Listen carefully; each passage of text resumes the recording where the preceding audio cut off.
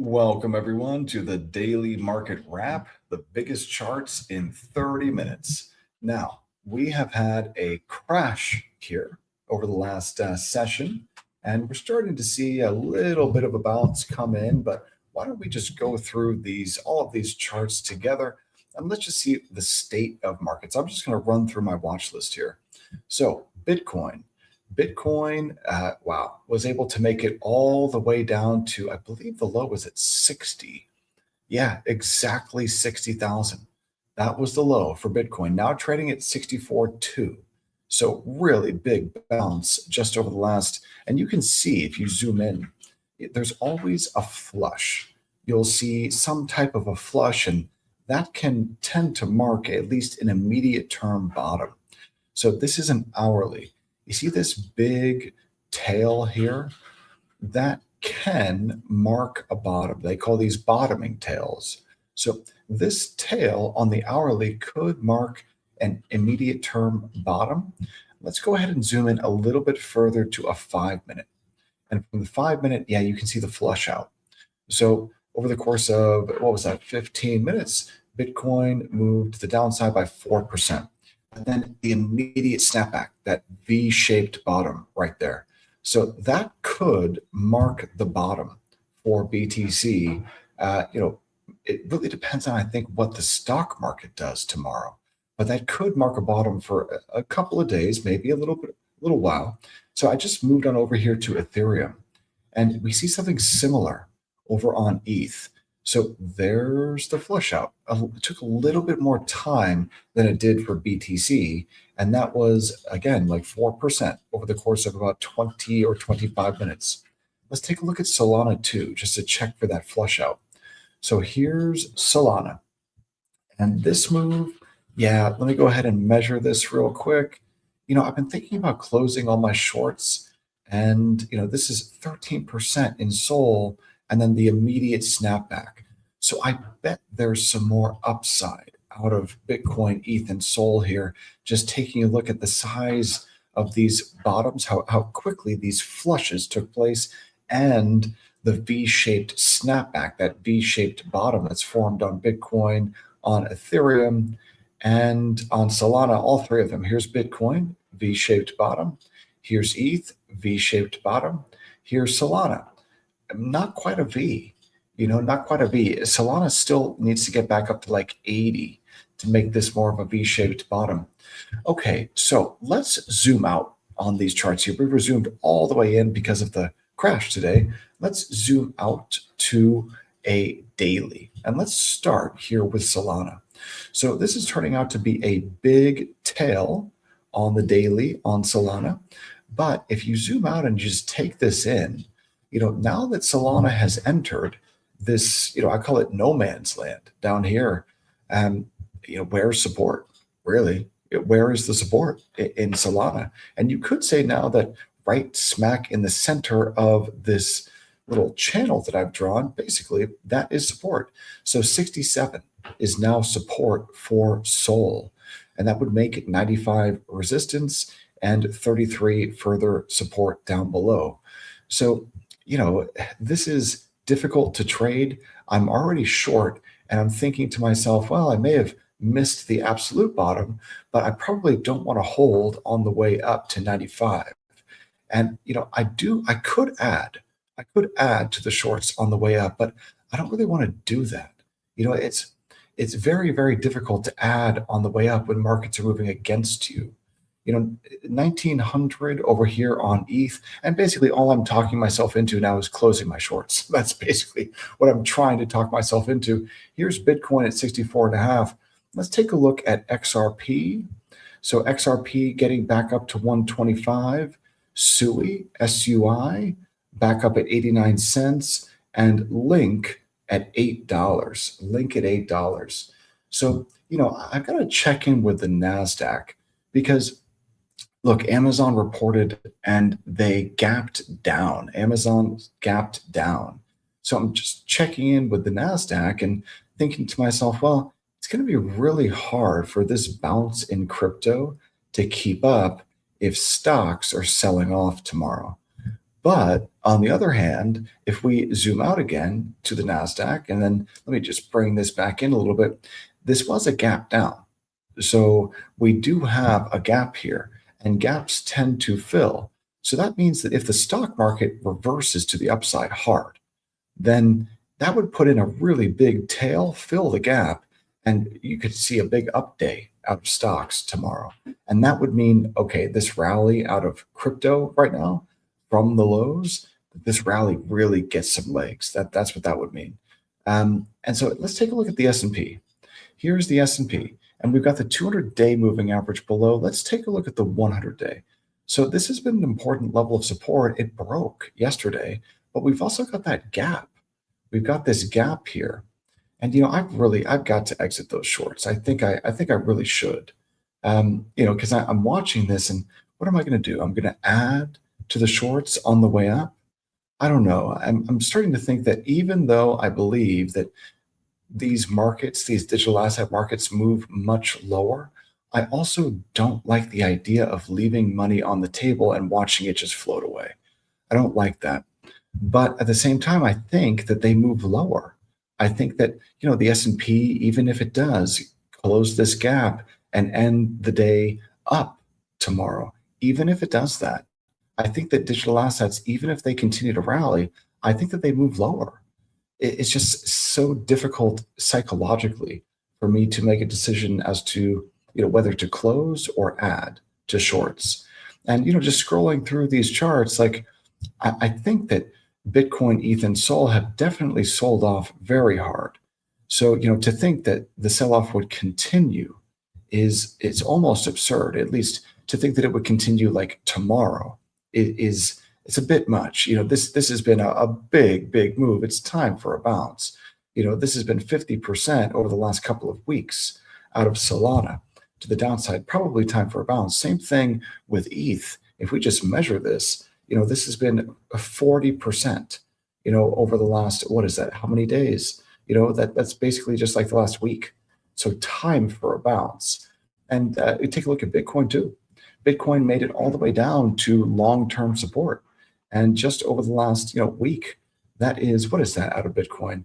30% out of Bitcoin to the downside out over the last week. Almost makes me want to buy it. It makes me want to get long.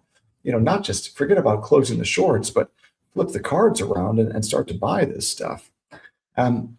So internal battle right now. Let's go ahead and take a look here at something like SUI. Just I want to get some more context from these alts. So if I'm looking here at SUI, I just don't see support here at all. And neither do I see support where Solana is trading. If it bounces, it bounces, but I don't see support there. I think that these alts go lower. So maybe I add to the alt shorts. But on the other hand, they're also very, very volatile. So any type of bounce out of these alts, let's just see, what is the percentage amount that SUI is down over the last, week? It's been down 45%. Like it's probably time for some type of a bounce. Here's XRP. XRP over the same period of time is down from peak to trough 40%. So these alts have just gotten smoked, and it's probably time for some type of a bounce, especially if the stock market fills its gap and then just has a big update tomorrow. Even Link down 25%. Let's take a look at the total market cap. So here's total market cap.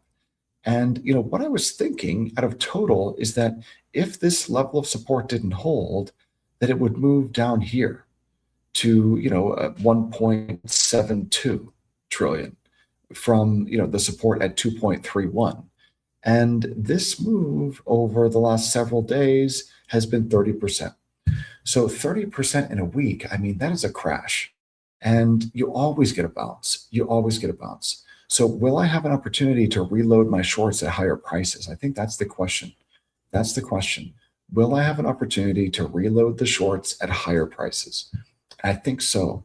I think so, especially since a lot of these charts, you see like these V-shaped bottoms where there's a flush and a snapback. It forms a V that tends to mark a bottom. It doesn't always, but it tends to. And if we take a look here, this is total three. So this is, altcoins just clinging to some support here. I think that this stuff goes lower. I think it does. I think all of these alts and Bitcoin goes lower, but should we get a bounce? Yeah, we should get a bounce here. We really should. And this is, over the course of a week, 25% to the downside out of alts. Actually, total three outperforming total, I think, which is kind of interesting. So same period of time, yeah, total down 31%, whereas total three down like 25%. So altcoins, getting torched a little bit less than the large caps. But if you take a look at total DeFi, let's go ahead and get total DeFi up. Hopefully it will load for me here. There we go. So total DeFi breaking this level of long-term support, moving all the way down to horizontal support here. So, this has been excellent support 3 times in the past, here, and today. So will it hold? Will there be a sharp bounce to the upside? Maybe up to the scene of the crime, as Gareth Soloway likes to say, at the breakdown level? Maybe. In fact, that would make a lot of sense if the cash market tomorrow bounces. It can open down, sure, but if it bounces during the cash session, that would cement the bounce in crypto, I think. And, the break of the 100-day moving average. Now, look, on the other hand, you could say that this is long-term resistance, and the S&P was not able to break out convincingly above this resistance. It's sitting at the 100-day moving average, and it's about to break. You could take that view, and then in light of all the earnings that we've had over the last week and a half, from the Mag 7 items, we've seen Amazon reported earlier today, they gapped down.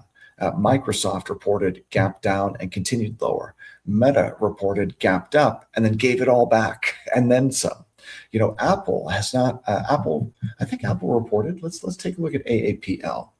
AAPL right here. So, Apple reported just a couple days ago, and they didn't really do much. I remember. So after the report, the stock didn't move. It was like the next day that it actually started to push higher.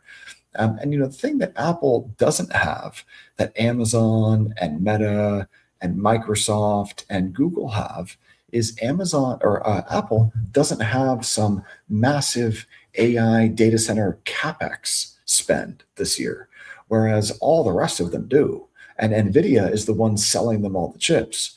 So, these stocks, let's just take a look at the Mag 7, because I think these are probably what's going to drive the bounce in cryptos tomorrow, if it has legs, is if these stocks bounce. So NVIDIA, sitting below support. We take a look here at Microsoft, MSFT, sitting at an important level of support. Now, if this holds, then there's a bounce that comes in for Microsoft.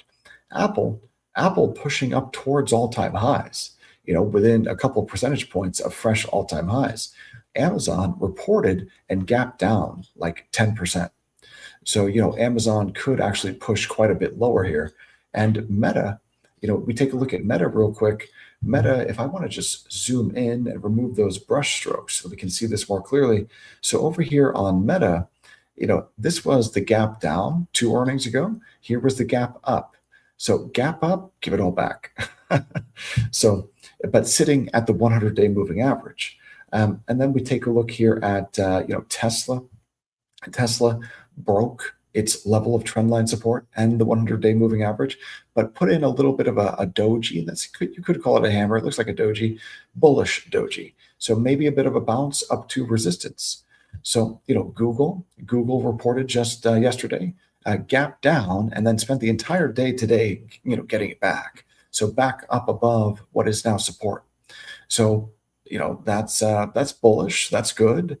But Google and Amazon and Microsoft have these massive capital expenditures this year for AI data center buildouts, and that is not being rewarded. In fact, Google is the only one that's still trading, within a stone's throw of its all-time highs, and that's because people became enamored with the term tensor processing unit and the fact that Google is like vertically aligned, and they don't necessarily rely on Nvidia quite as much as all the rest of them do. But if this stuff actually breaks, if this stuff actually breaks tomorrow on a Friday, going into a long or going not a long weekend, just into a weekend, if the S&P actually breaks lower and you see volatility actually push higher, well, then there's no way that this bounce in crypto keeps up.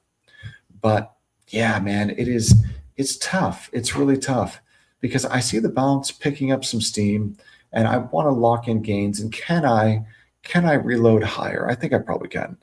So I'm just gonna say thank you, and I'm gonna close these positions out. And after that, I'm going to wait for the bounce tomorrow, and then after that, I'm gonna go ahead and um, yeah, I'm just gonna go ahead and reload the shorts at higher prices. So here, this is what I want to do. I want to go run and grab my wallet real quick so I can sign and do this live. I think that'll be interesting for everyone. Just close some positions live. Let me go ahead and I'll be right back. Give me 10 seconds.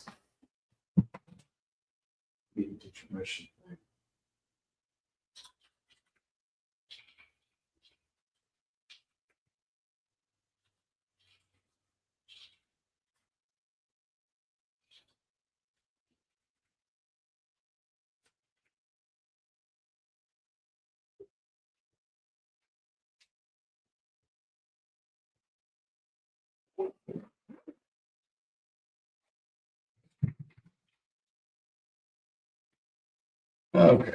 So I've only got one thing to do here. I just need to sign one approval, and then I'll be able to just close everything up from earlier today, and that'll be a good day. So let me see if I can get this done just real quick. It should only take a second. And if you want to learn how to operate in DeFi, I'm not even talking about just trading. I'm just saying operating. Period. If you want to learn how to do that, then hop into DeFi University. It's all of the educational material over there is totally free, and it's a great way to build your skill set. And operating is a hell of a lot more than just gambling on futures. Operating is learning how to move money around in DeFi without losing your shirt or making a mistake or getting rugged. But it's also about being able to operate confidently, where you know what you're doing because you learned from someone who had made all the mistakes before you, so that you didn't have to make any of them yourself. Because no one wants to have to pay market tuition, and the only way that you can avoid paying market tuition is by learning from someone who has done it all before. So here, let me go ahead and I'm going to change the share here. I'm going to go ahead and share this. We're going to share this screen.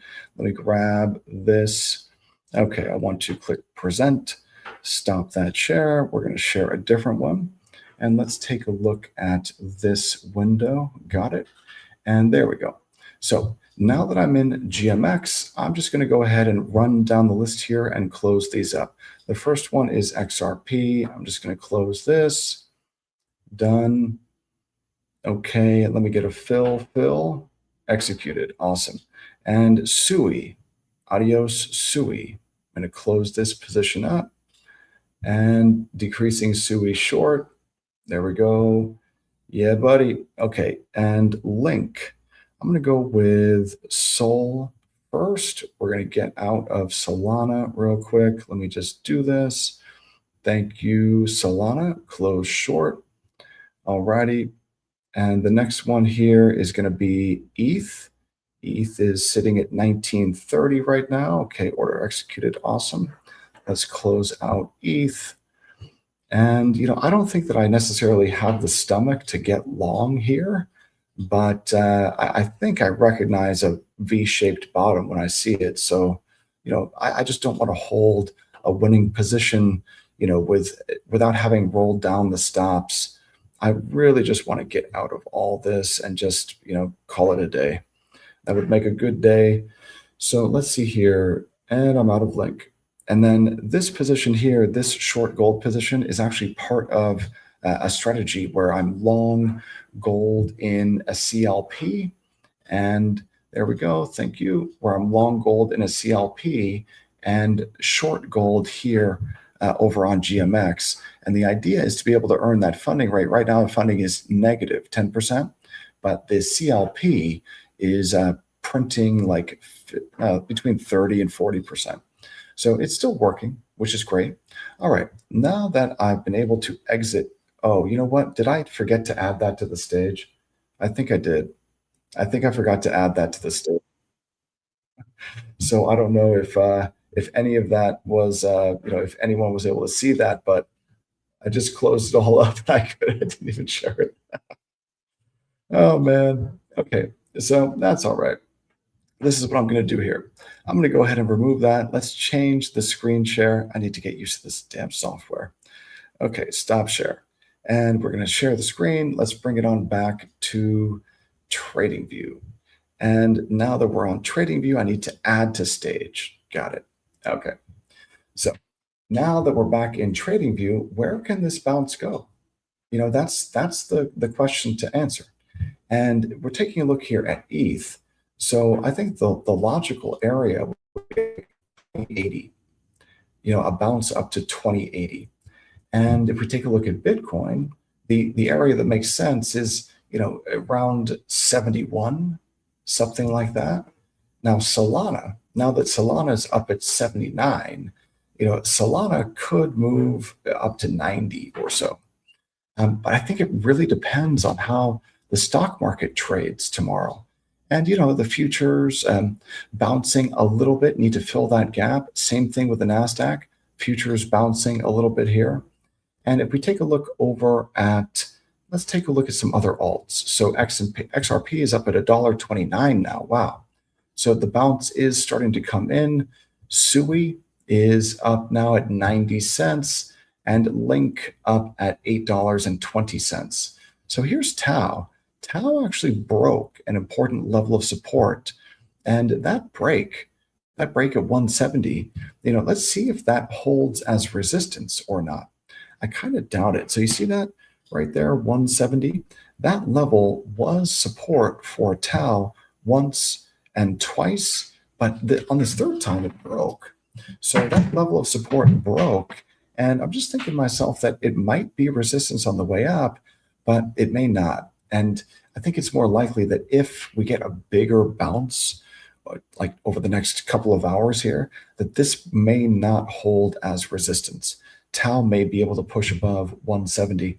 Here's Aave. Now Aave, right here, big breakdown, and the resistance level comes in at 116. So 10 points on the upside potentially for Aave. Hype has been the outperformer. Hype continues to push higher, and Hype at 36, this could really start getting going. This might be an interesting long position, actually. If you want to gamble on a really big bounce coming into crypto, maybe Hype is the best asset to use to express that opinion. In fact, I'm going to move this to the top of my list right there, just so that I can watch it a little bit more closely. Let's take a look at BNB, because I think BNB got down below support. So I just used the resistance here and cloned it, created a channel, and BNB did get down below support, but is bouncing back up above. So still above that level of support for BNB, even though it did break it briefly. Here's Uni. Oh man, Uni just getting shellacked here. Does not look good for Uni. It probably ends up going lower eventually, but probably we get a bounce. I think that the bounce comes in. Now Pendle, oh my goodness, Pendle got smoked today. But resistance might come in at $1.44. That's the top of yesterday's candle. But it looks bad. It really doesn't look very good, that Pendle. ENA, ENA. I think is that an all-time low for Athena's governance token, ENA? It might have been. Yeah, I think it could have been an all-time low for ENA today. You take a look at ETHFi, EtherFi, getting very, very close to, did it print a new low below that low? I think it did. Yeah, and I think the all-time low for this is 23 cents, except for the flash crash lows, which were interesting, at 8 cents. I was actually holding ETHFi, staked ETHFi on October 10th. And because it was staked, I couldn't close the position. And good thing I didn't, it went from like $1.70 or something all the way down to 8 cents in an hour or two. So I'm very happy that I was staked in that instance because it recovered. Let's take a look at just down the list, Eigenlayer. Uh, doesn't look good, but getting some type of a bounce coming in here. Those are all-time lows today for Eigenlayer. Doge, Doge, I think that a lot of these memes either need to like have something built around them so there's utility, or they need to die, because this is just like a money sink with what, billions of dollars in market cap for nothing.